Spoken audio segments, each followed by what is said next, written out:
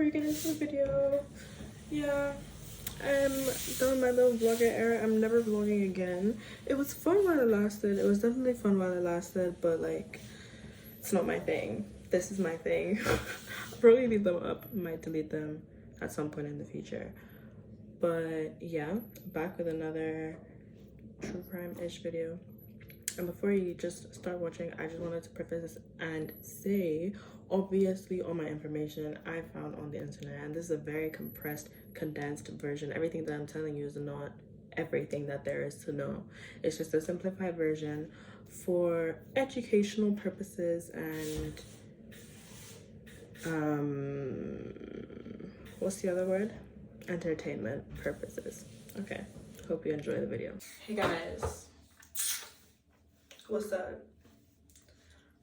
I'm back and I'm better. I've literally been at home like the whole day. I've done nothing. I've laid in bed. I need something to put my energy into that's not like school or whatever. And I know it's been a long time, okay? Like, my friends are on me. They're like, when are you coming back? And I'm back. Well, let's not be too sure about that, but it's long term, so I thought I might as well make this video that I've been planning to make for like weeks. And unfortunately, I know some of you are gonna be really sad to hear, but it's actually not a murder case. But it's something better. It's a psychology video. Yeah, today I thought I would talk about the differences between a sociopath and a psychopath. So I thought I'd do a little, maybe like series on like different mental disorders that killers tend to have.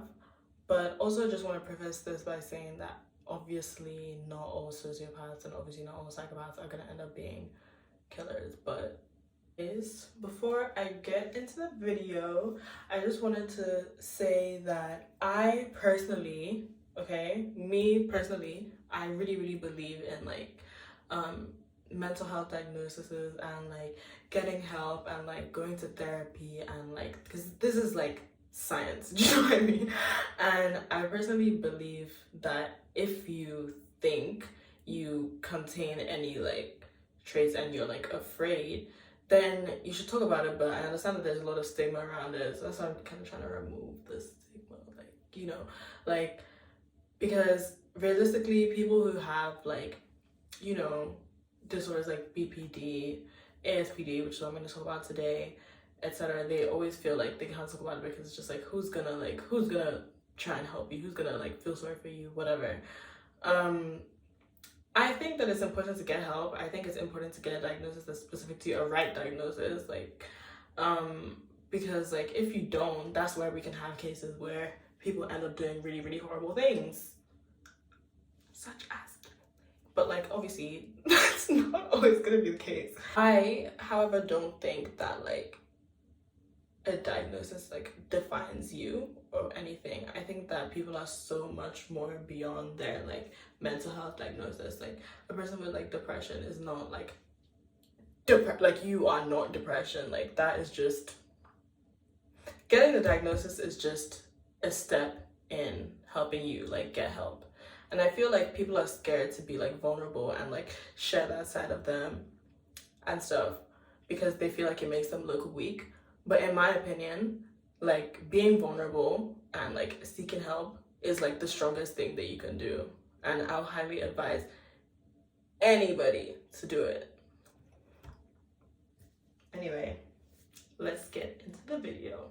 Okay, so the terms sociopath and psychopath, they're often used interchangeably. Like, I know that you guys have definitely heard somebody call like their ex a psychopath or a sociopath or whatever, but the two terms are actually pretty different, and I think it's important that we understand the differences. So both of these mental illnesses are a subcategory of ASPD, and ASPD stands for antisocial personality disorder.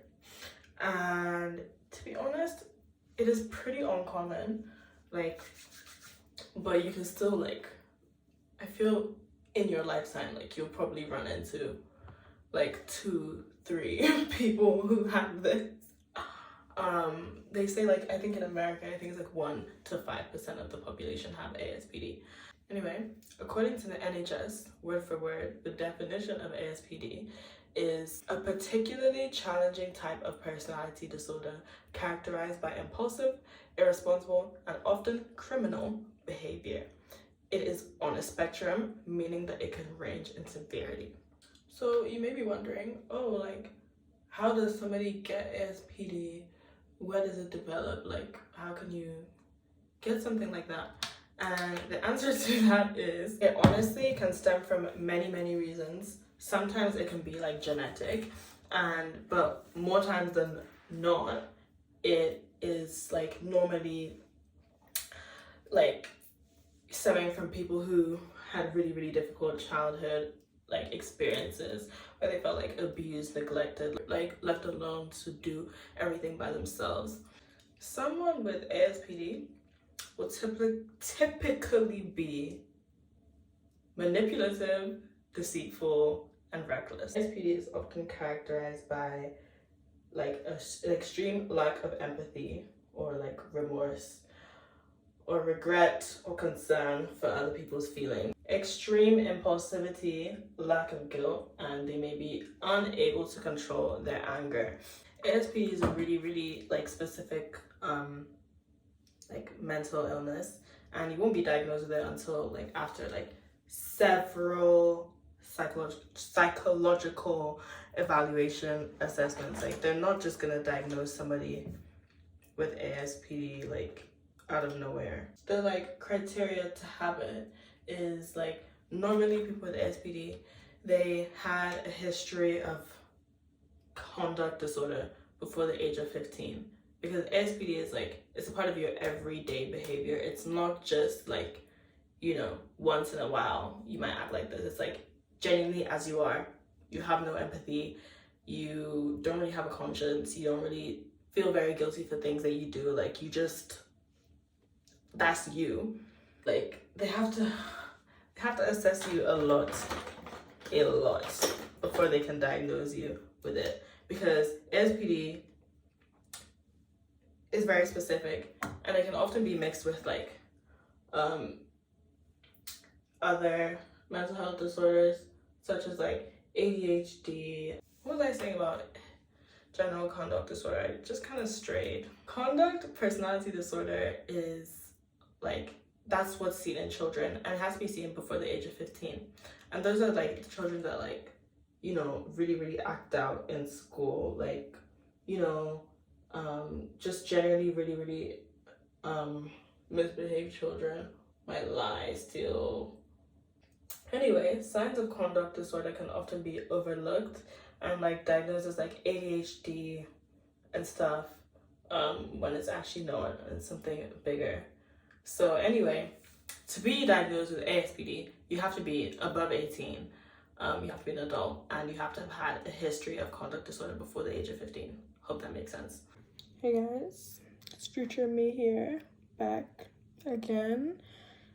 Like, let's not talk about the bonnet, don't talk about it, it's not your business. Anyway, editing myself always gives me the biggest ick, because I never explain things properly. Like, I just sit there like, oh, you know, like blah blah. So I'm here to give you a better explanation and definition of general conduct disorder, because I didn't eat with that. So conduct disorder refers to, quote, a group of behavioral and emotional problems characterized by a disregard for others. Sounds pretty similar to like the ASPD diagnosis, but obviously, like I think I said, ASPD, you have to be an adult to be diagnosed with this, and you have to have been characterizing these behaviors since you were young. So general conduct disorder is like the kid version. Children with conduct disorder have a difficult time following rules and behaving in a socially acceptable way.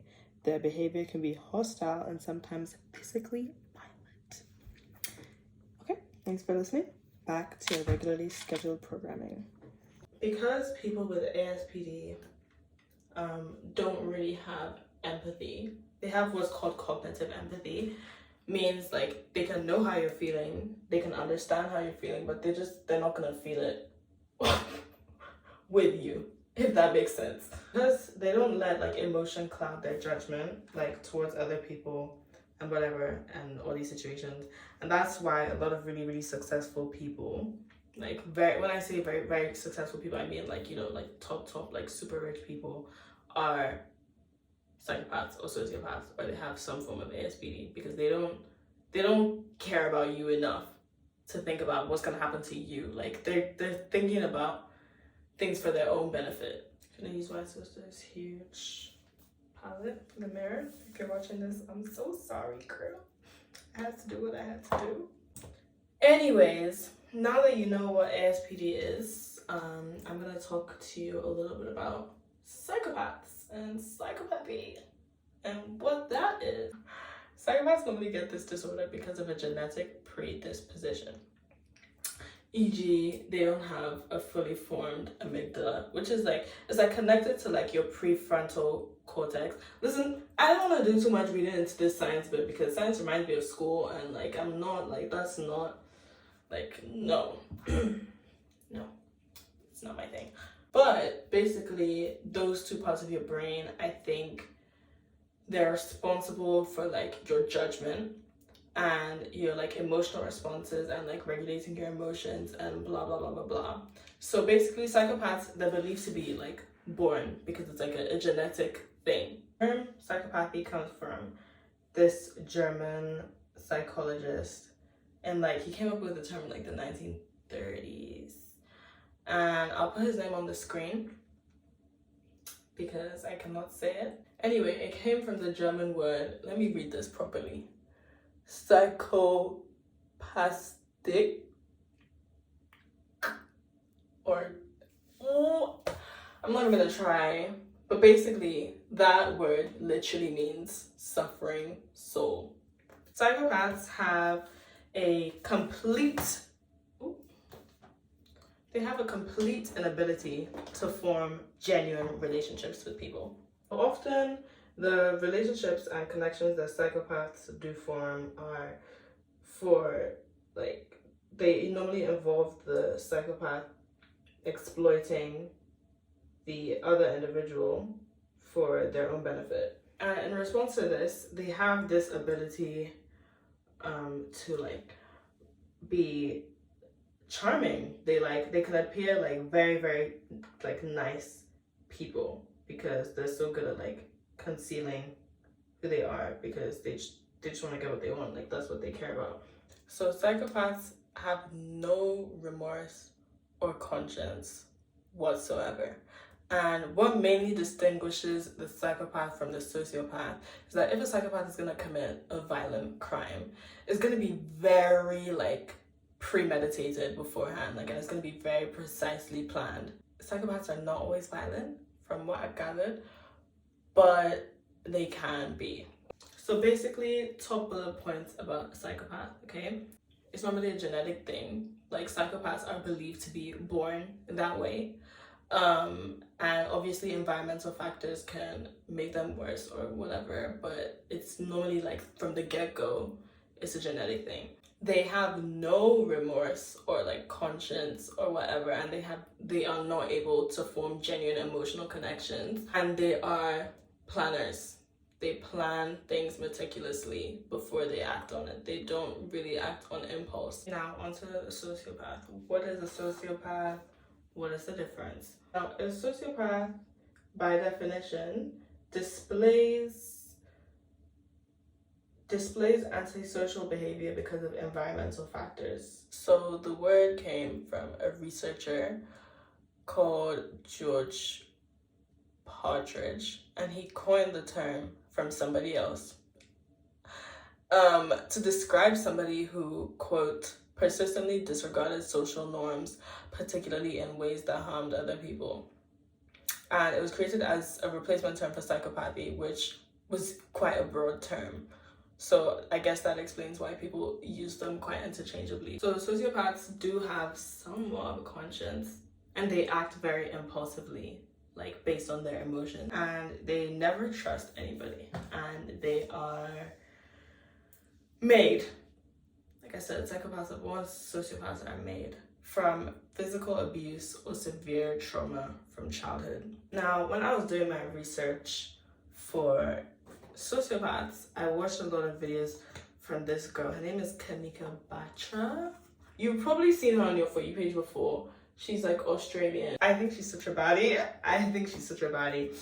But like, nah, you've definitely seen her before. She's a sociopath, and she also has narcissistic disorder as well as ASPD. In one of her videos, she was explaining her experience with it and how sociopaths do feel emotions, but they don't feel like empathy. Rather, they kind of feel like a sense of entitlement. Anyways, I don't really have much more to expand on sociopaths other than what I've already said. Anyway, so that's sociopaths and psychopaths summed up.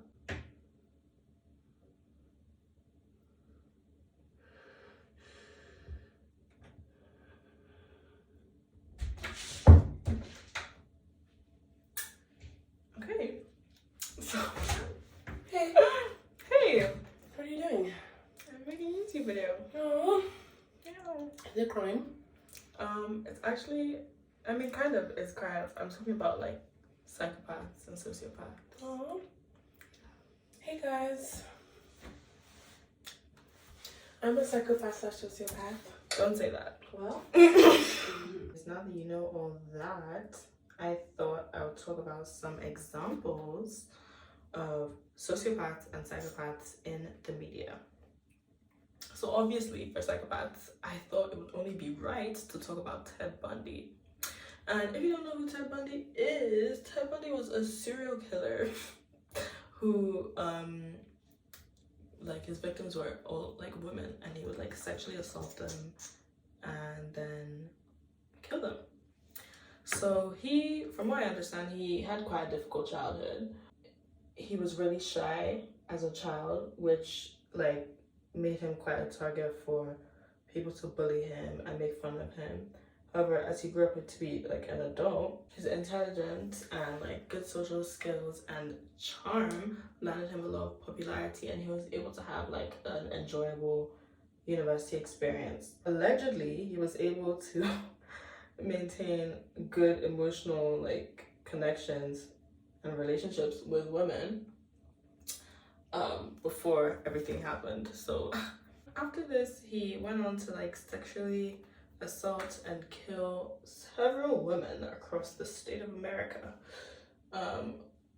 over quite a long time period. I didn't get down how long his spree lasted for, but in total he confessed to killing, drum roll please, 30 women. I think it was 28, but 28 women.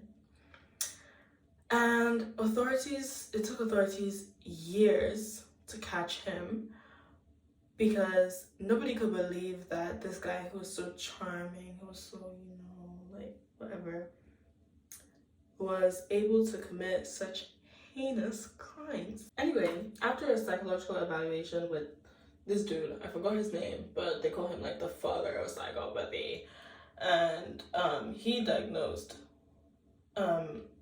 Ted Bundy with psychopathy after he scored 39 out of 40 on the psychopathy checklist, which was made in the 70s, and it's basically a psychological assessment tool that's used to assess the extent and presence of psychopathic traits in an individual. Hey guys, it's me back again. Please ignore the noise in the background if you can hear any cleaners are here. But I thought I would give a little more input on Ted Bundy. I'm probably gonna have to put more input into Gypsy and Blanchard, because as we've established, I don't explain things properly. I watch my video and I'm you missed out on this, you missed out on that. But anyway, waffle. Ted Bundy decapitated at least 12 of his victims after killing them, and he would keep their body parts in his apartment as mementos, like, you know, little what do you call it, souvenirs of, you know, things, something. I guess he was proud. And on a few occasions, like I think I mentioned, he would sexually assault them, right? He would like sneak into their apartments or houses, whatever, in the middle of the night and like assault them and beat them and do some really scary things. He would also with the decapitated bodies. So yeah, do with that what you will. But yeah, that's an example of a psychopath. Anyways, now onto a sociopath.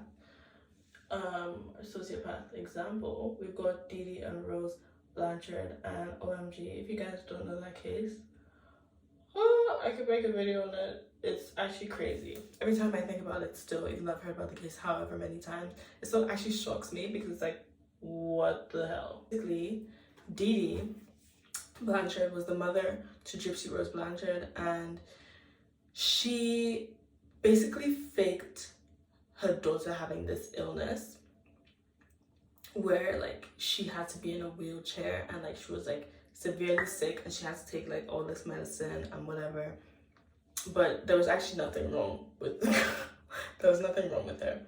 So the daughter basically endured like all these years of abuse, you know, taking medicines that you don't need. The mom's forcing you to, you know, act like you're sick and you're not. And like they were like really popular, and two of them, like she went on so many like talk shows, like they want so much money, like blah blah blah. Like she was basically exploiting off of her daughter, like doing all this so that they can have money. Once Gypsy turned, I'm not sure how old she was when she did this. I think she was like 18. Oh yeah, another thing, the mother was like lying about her age. I didn't actually write any notes down about this because I was doing big head. I was like, you know, I already know all there is to know about this case. Like, let me just talk from the heart. Hope I'm not getting anything wrong. She started talking to this guy called like Nicholas. I don't know, but she started talking to this guy online about like her mom, and they basically made a plan to kill her. Like, I think he was the one that came up with it. But anyway, they made this plan, they killed her, and they're both in jail as of today. I thought I would give a bit more input into the murder and how it happened. So basically, she met this guy called Nicholas on a Christian dating website. How ironic, right? Anyway, she basically revealed to this guy all the truth about all her mother's like actions and everything that she'd been doing, that she was just feeling really trapped. And she ended up asking him if he could kill her so that they could be together. So one day, Nicholas went to her house and stabbed Dee to death while Gypsy waited in the bathroom covering her ears. And yeah, that was what happened. So this is an example of a sociopath who was made from her difficult environmental factors, and in a moment of like an emotional outburst, she committed this crime. And yeah, that's the end of my video. I think I don't really have much else to say besides that, but I feel like I explained pretty badly, but hopefully you still understand the gist. Let me know what other disorders you guys would like me to talk about, or just literally anything you guys need to talk about. Like, it could be psychology related, it could be crime related, it could be like whatever. Like, I literally just love to talk, and I'll give my opinion on anything if you guys care. Yeah, that's the end of the video. I have an unedited video. It's a crime one, and it's about Alyssa Lamb, the girl who got found in the water tank at the top of that hotel. And I was thinking about it, like, I made it in like August, and I haven't edited it. Like, I actually like, I was bored as I was like trying to edit it. I was actually bored watching myself, like, and I was bored filming it. Like, it gives boring, like, just in that case it's unsolved. So I feel like it's kind of just me like telling you what happened. Like, maybe I'll still post it, like, who knows, but like, I don't know, I don't find it that interesting. But if you're interested in hearing about her, if you've never heard about that case before, let me know. Yeah, I'll, you know, trust it and I'll edit the video. Anyways, thank you guys so much for watching and tuning in. It really means a lot to me, and I really think it's important to educate people on mental health disorders that have a lot of stigma around them, and, you know, murders and things that actually happen, because this is real life. Like, you know, just let it simmer for a second. But yeah, thanks for watching, and I don't know when I'll be back, but I will be. Subscribe, like, all the stuff. Yeah, bye.